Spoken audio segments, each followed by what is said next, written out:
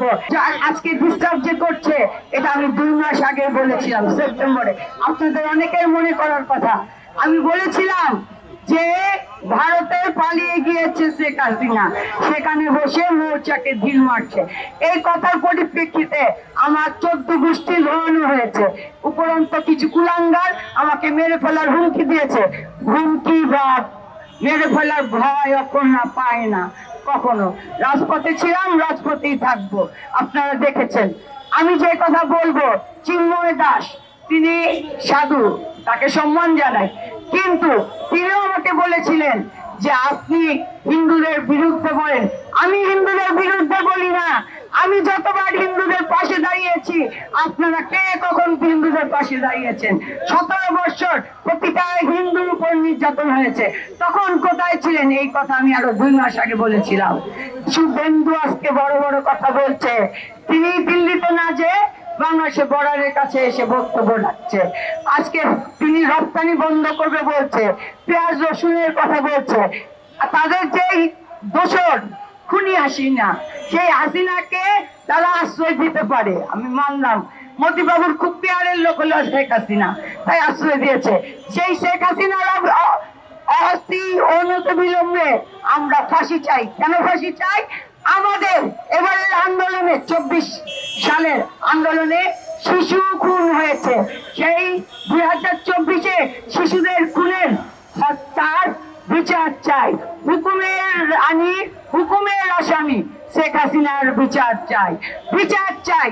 আমাদের 17 বছর ইলিয়াস আলী চৌধুরী হাজারো হাজারো সন্তানের বাবা পিতা হারিয়েছে, যাদের গুম হয়েছে, আমরা এখন লাশ ফিরে পাইনি। তাই শেখ হাসিনার বিচার চাই। আমি যে কথা বলেছিলাম যে শেখ হাসিনা ভারত এসে আমাদের দেশে ষড়যন্ত্র চালাচ্ছে, তখন আপনারাও হেসেছেন। যে মহিলা কি বলে আজকে 2 মাস পরে পাচ্ছেন ষড়যন্ত্রের গন্ধ। যেই মোদিবাবু এত বড় বড় কথা বলেন, সেই মোদিবাবু ব্যর্থ হয়েছেন কূটনীতিবিদদের নিরাপত্তা দিতে।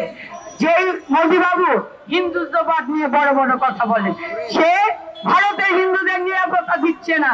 আপনি আর দেখেন তথাগত রায়ের বক্তব্য শুনেন, মোদিবাবু শুভেন্দুরা কি করছে?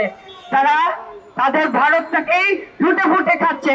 যেভাবে 17 বছর শেখ হাসিনাকে দিয়ে আমাদের বাংলাদেশ থেকে লুটে খেয়েছে, এখন লুটের বাধা পড়েছে বিদায় এখন ডক্টর ইউনূস সহ আমাদের সকল সরকারের উপদেষ্টাদের বিরুদ্ধে লেগেছে। আমাদের সরকারের উপদেষ্টার কাজ কি ছিল? অন্তর্বর্তী সরকারের কাজ, তারা প্রশাসনকে সংস্কার করে অন্তর্বর্তীকালীন একটি সরকারের মাধ্যমে সুষ্ঠু নির্বাচন নিবে, যেখানে আমাদের গণতন্ত্র ফিরে পাবো, যেখানে আমাদের ভোটের অধিকার ফিরে পাবো, যেখানে আমাদের ভাতের অধিকার ফিরে পাবো। সেটাই হলো তাদের দায়িত্ব। তাদের দায়িত্ব এই 8 দফা নিয়ে নয়। তারপরে কিন্তু 8 দফা যদি যৌক্তিক হয়, তার পাশে আমরা সবে আছি, এই কথা কিন্তু বলা হয়েছে। তারপরে বারবার শাহবাগে আপনারা আন্দোলন চালিয়ে আমাদের হিন্দুদের শান্তিতে থাকতে দিচ্ছেন না।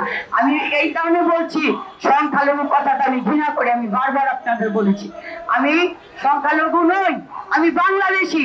আমি একজন বাংলাদেশি হিসেবে বলছি, আমার বাংলাদেশের যেখানে যেখানে আপনারা আঘাত করবেন, সেখানে থেকেই আমরা যুদ্ধ ঘোষণা করব।